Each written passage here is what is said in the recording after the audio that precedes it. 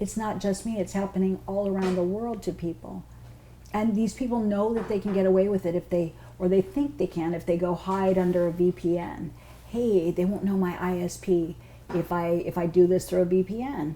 So it makes it harder for law enforcement to get them. So one of the things that Twitter and Facebook and Instagram and others can do to help law enforcement and help keep their participants safe, biometrics. If you get on your computer to sign in, you're using face recognition or your fingerprint or your ID. Is that a violation of freedom and privacy? Hell no, because they're out there violating others' freedom and privacy to the extent of criminal acts. Criminals are not guaranteed anonymity under any law. And if they're going to be out there, they're breaking laws and committing crime, you're not entitled to privacy and protection under the law of your face and your ID and your... No, I think you have an onus as a mature, responsible user of these social interfaces to be transparent. Not out there committing criminal acts, and I'm going to prove it by letting everybody know who I am, by being transparent, and that's just... So when did you start getting harassed? So I started getting harassed around the time of the royal wedding, and the moment that people knew I disagreed with some things about my sisters, such as, not inviting both sides of the family, and the possibility of my book coming out. That was another controversial subject. I started getting threats, and people would send and tweet photographs of me being viewed through a high-powered scope behind broken glass with my face in targets. If that's not obvious symbolism, I don't know what is. But it was all with the intent to intimidate, keep me in fear, prevent me from releasing my book. And you can't do that to people. We have freedom of speech, and just because someone might not like what I have to say or that I have a book coming out doesn't mean that they can engage in criminal activity, coercion, threats, intimidation to prevent my exercising my freedom of speech. Was this on Facebook and Twitter? Mm-hmm. And I don't have an Instagram account. I started one several years ago, and I think I said hello. I never used it, but it's got thousands of followers, and it gets daunting. I can't go and get to every platform and say, hey, shut this down, it's not me. So there's so many fake accounts out there that are out there saying disparaging things, and parody accounts. Those are also attempts at defamation, libel, slander, bullying. How often do you hear from these trolls? On your social media accounts? I shut it down so I don't see their mentions, because it got to the point where they're always mentioning me, trying to, flag themselves and get attention and say horrible things and Photoshop and create things to villainize or criminalize me. I just thought, that's not real. And for people out there who are bullied in cyberspace, especially young people, I want to say you really can't give that legs. You can't give it breath. It's not real unless you allow it to consume you and you make it real. Teenagers who go through this, they don't have the resources to leave their high schools or move out of their communities. And they're very trapped, and it's overwhelming for them. And some of these trolls have such a large presence, creating bots and multiple avatars, that these teenagers feel like they're being attacked by hundreds of people, when really they're not. They're being attacked by few who make themselves out to be bigger. Well, that's what bullies do. They puff their chest. They want to feel big. They want to feel like they've got a lot of power. And for teenagers, it's often inescapable, and it results in suicidal ideation and even suicide. So they need strong support systems, their parents, their friends, they need counseling. But more than that, they need to remember that these people are only real and powerful if you let them be. And it's important to reach out and communicate and call them on what they're doing before they become a real problem. You had to leave your home, correct? How many times have you had to move? Twice. And from Florida to Virginia? I moved from Florida to Virginia, and then the same thing happened in Virginia. They were sharing my address and asking me if it sounded familiar, showing pictures of me behind a scope. But it got worse than that. They were sharing images of me being seen through our security cameras, or me outside with my boyfriend helping me get into my vehicle, that could have only been either planted in trees or seen through our own devices, which let me know that I was very hacked and I was being watched.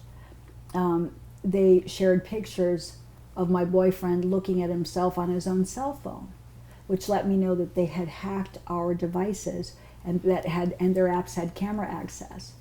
And they were mentioning conversations that we had in our living room about money or other things. And they would say, hey, what about that $1,000? So they were acquiescing to not only stalking, but hacking. For someone like me, I'm a counselor, I'm pretty intelligent, I think I can handle it and analyze it for what it is. But for a teenager who's, going through identity crisis and has a self-esteem that's not totally evolved yet, it can be terrifying when you're being watched and everything that you do is being twisted and used against you to defame you and to threaten. So, cyberbullying is horrible, and I think that the burden really needs to be on social media platforms, Twitter, Facebook, Instagram, all of them, especially the new ones coming up, to have strict identification measures in place for its users to prevent this. So you moved to Polk County about 6 months ago? Yeah. Did you want to say what town we're in right now? Or would you want to just keep it at Polk County? Yeah. Okay. Why did you choose Polk County? It's gorgeous. I love the lakes. I love, it's a little bit more central. Where I didn't like fire ants in Ocala. It seemed to be one of those things that was just indigenous to the area. So, but I wanted the happy medium, being close to water as I was in Southern California. And here I have it without the smog, but I have family here and I love the people here, so staying. Okay, and so about 6 months ago, in this summer, you filed a complaint with the sheriff's office. Why did you do that? Because I was being stalked and harassed. My boyfriend got a ticket for a tail light on a trailer being out, and it was supposed to stay confidential.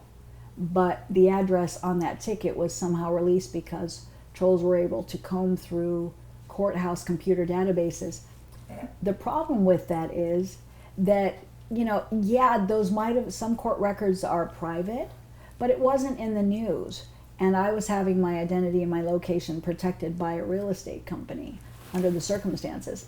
Can we just take that time code down? Because she said the address, and we did want to put this interview online. So I don't think we want to put the address online, correct? Okay, sorry. If you could just... 1456, right around there. Okay, just so when we go back, we can take that out for you. Okay, I know. Sorry, 1456 something? Yeah, right around Okay. 1456, yeah. Okay, sorry. So they were saying, hey, does this street match? Does it sound familiar? And, in other words, they were taunting me with my address and my location, letting me know that they were out there sharing it. They were also sharing screenshot admissions of having my social security number. And then they said, oh, but we guessed her social security number. Well, out of all of the billions of possible combinations, that couldn't be possible. So, they were telling on themselves. And the bottom line here is that there's very private information that they were actively all day obsessed about and combing to get every little detail about me. That acquiesces to stalking, because someone who you don't know doesn't have a right to be looking to see if there's anything about you in court, to see what's going on with your medical records, to share your address, to be direct messaging people and asking questions about you, unless they're a reporter or they have some valid reason for getting every piece of information they can about you and taunting you with it. Mm-hmm. Like, hey, what about this and what about that? And who are you to ask me what about this and what about that, and to try and spin it to villainize or criminalize me?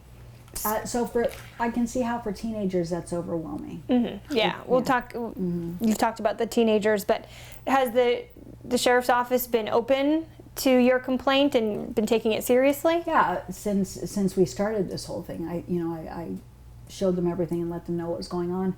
And, I'm really lucky to live in a state that takes that seriously. The cyber stalking and stand your ground laws, I feel really safe. And it's nice to know that law enforcement is proactive about that.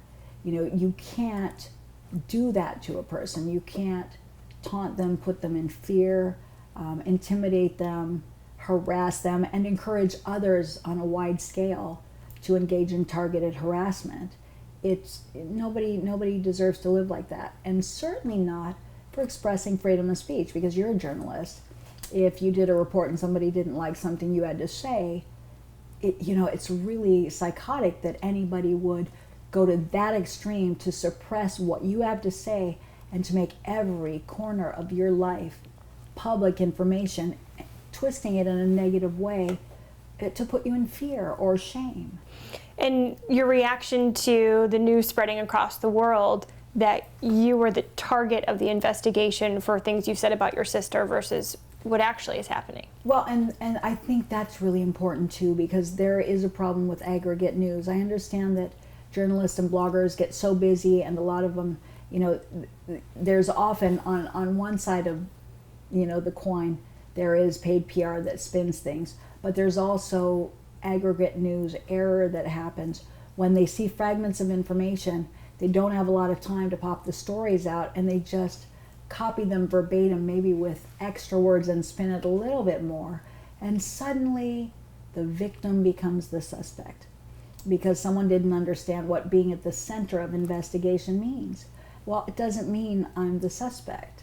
And they didn't ask. They didn't bother to ask. They just assumed and put it in print that I was the suspect, not the victim. It shouldn't happen. So are you afraid for your life here in Polk County? Well, yeah, I have been. And if you can imagine seeing your face on a bullseye behind broken glass or on a dartboard, and pictures of someone like Matt Damon looking through a high-powered scope at a clip from a film or a GIF, and you can run but you can't hide, Samantha. Those things are symbolic, and they're put out there with the intent of putting you in fear, intimidating you, preventing you from publishing a book, which happened to, if you put your book out, we're gonna download it and share it for free so nobody buys it. Those are intimidation tactics that are against the law on many levels. And so, yeah, it was scary for me. I'm in a wheelchair. I don't need to feel like I'm a slow-moving target going out of my own home. Nobody has the right to do that to me, and they're subject to legal sanction. It's just, that's not how a legal, high-functioning society operates. And those criminals need to be made examples of. They need to experience specific deterrence under the law, and they need to be made out to be, examples of general deterrence. So other would-be cyberbullies know, hey, don't do the crime if you can't do the time. And most local and federal law enforcement agencies will come get you. VPN or not, there are ways to find these offenders. What do you say to critics who say you spoke out? You were vocal, you wrote a book, tweeted. Right. But writing a book and speaking out, my father had 2 heart attacks. I didn't agree with my sister's treatment of the family. That does not give some of these unhinged people license or the right to engage in criminal activity against me, stalk, harass, incite violence against me. It's like any of us who have fought for freedom of speech, whether the issue is gender, race, political issues. Just because you say something doesn't give people who disagree with you the right to put you in fear and suppress your opinion by threatening you when you do. And that, I think that's what we really need to make as a precedent. We're not tolerating this anymore. We all have to agree to disagree under the law, because if you take it beyond those legal boundaries and you engage in criminal activity, intent, intimidation and harassment, with the intent to put someone in fear if they speak, it's against the law. Do you have any regrets for anything that's happened since you said around the royal wedding? The only regrets? No, I don't have regrets, because I was being honest. And I've always said, you shouldn't regret telling the truth. And when you tell the truth, I don't think the whistleblower is the problem. But if you do it from a heartfelt place, and it's about family, and it's about something you care about, when you tell the truth, the person on the receiving end, or you're telling the truth about, has the opportunity, but I believe also a responsibility to say, hey, let me hear what you have to say. Let's communicate. Let's have a meeting of the minds and make things better. Let's do what's right here. And the only way the right thing can happen is if people talk about it. Silence as the status quo accomplishes nothing. So, where people were afraid to speak because of this high prestige issue, it's wrong, because there's a real family issue there. The public got involved. They took it too far without saying, hey, their family, they can speak out if they want to. It's not really our business. But they had their own agendas. So you can't suppress freedom of speech, or none of us would be here, and you wouldn't have a journalism job. Obviously, I think there are similarities here between what you're saying and what your sister is saying and her husband, Right, about how they've been treated in the Exactly. media with false reports and online harassment and trolling. How do you feel? Do you have compassion for them in that way? I do, and I've also learned through this that, in terms of aggregate news, at one point they were seeing stories probably reacting to what they thought we said or what they thought we were doing. It was very reciprocal. We were reacting. But the bottom line is there was so much propaganda out there that none of us really knew where the truth was. And similarly with the bullying, the people that disagree with her have bullied her to threatening extremes. They bullied Kate and William. They've bullied me, but they have the differences. They have the money and the social or the financial resources to protect themselves against that. A normal person like me and my dad and our family, we don't. We just got caught in the middle of it. But nonetheless, we had the right to speak our feelings. There are people, I'm sure I'll get tweets, Facebook posts, whatever, saying you even just doing this interview is you still trying to get publicity off your sister. Why are you speaking out today?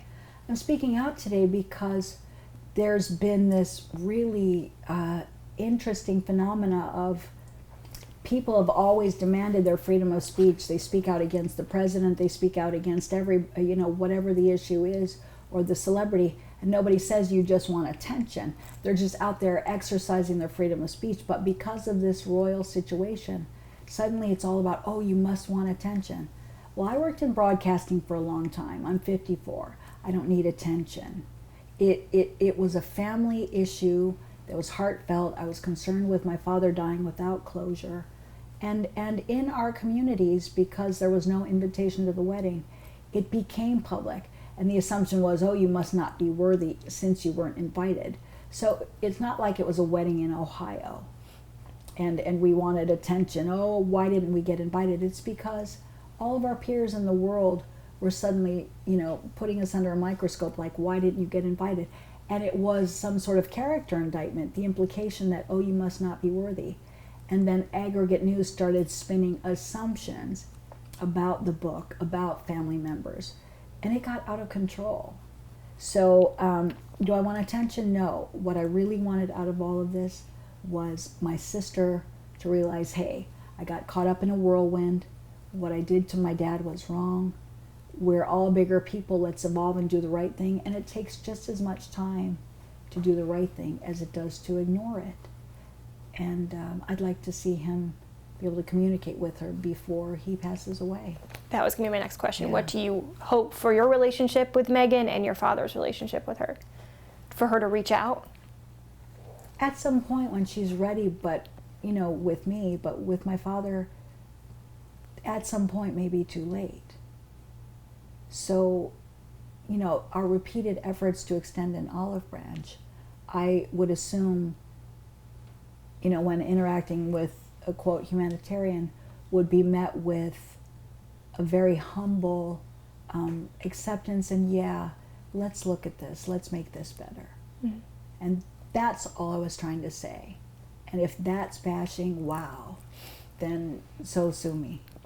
There were some bashing tweets.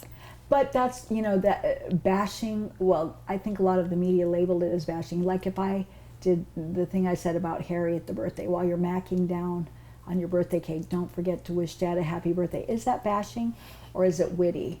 The problem. I think you called him a wuss at some point. Yeah, take your pants back, be a man, because the whole family was being ghosted, and I felt like, hey, you're a man too. You're letting my father suffer, and there was no real invitation. So I felt like somebody has to step up and do the right thing and say something. I worked in broadcasting. I'm a counselor. I believe in communication, and nobody was saying anything. And the problem with tweets, though, is that you can't hear tone of voice. So while I thought I was saying something maybe cynical, maybe witty, people couldn't hear it. They were interpreting it through their own life lenses. Maybe they were angry. Maybe they've got a negative lens over everything in their lives. And then they were reacting to it from their own personal perspectives, which does not always coincide with the sender intent. So I think that's something really important about social media, too. And because there can be those crossed wires and they can be emotionally heated, Twitter and Facebook and Instagram have more of an obligation to not moderate that, but to keep it safe when people's interpretations carry it to such heated levels that it crosses over into criminal activity. Oh, yeah, people say things on social media they would never say to someone's face. I mean... Right, because the avatar is, right. It's a shield. It's a false source of empowerment. In the animal kingdom, they puff their chest to look bigger than they are. Well, they can do that on social media behind an avatar. Ooh, big words and an avatar. I've got a flower out there or a kitty cat, but I'm going to say big, disgusting, terrifying things. And, it's... How is your dad doing? He's doing okay. He's doing better. He's feeling... I think more empowered. This has been a growth opportunity for all of us, but I think more than anything, it's really interesting that the Royals, Meghan, Harry, and this side of the fence, the Markles, we're all kind of saying the same thing, is that you can have, especially with a family, if there's an issue out there or a social issue, you can disagree, but you don't take it to the level of incredible, terrorizing, taunting, intimidation, threats. That's where we cap it. Your father doesn't live in Polk County as well, does he? Mm-hmm. Okay. And I read some articles. I think you had said that you raised Meghan until she was 12, pretty much, or... See, and here's where I'm going to... I'm going to fact check that. Here's where I'm going to talk about aggregate news. See, yeah. Even a journalist like you and a lot of other journalists and talk show hostesses believe that. And I was sitting here going, wow, where did you hear that? Because I had said in one interview, I was integral in her life until about 12. I always lived about 10 minutes away. She was born in our household. My dad and Doria divorced when she was about 6. Still, it was during the week, weekends, intermingling, when I wasn't working. And life was very normal for, families with big sisters and, younger kids. But some journalists took it upon themselves to say, she said she raised her. I never said I raised her. I said I was integral in her life until about 12. And then even interacting all the way up through Northwestern. And when she was in Buenos Aires, and even when... So to set the record straight, the last time I saw her was 2008. The last time I spoke to her on the phone was 2015, December, going on January 2016. The last week of December. So no, it's not like... And then people said, oh, she hasn't spoken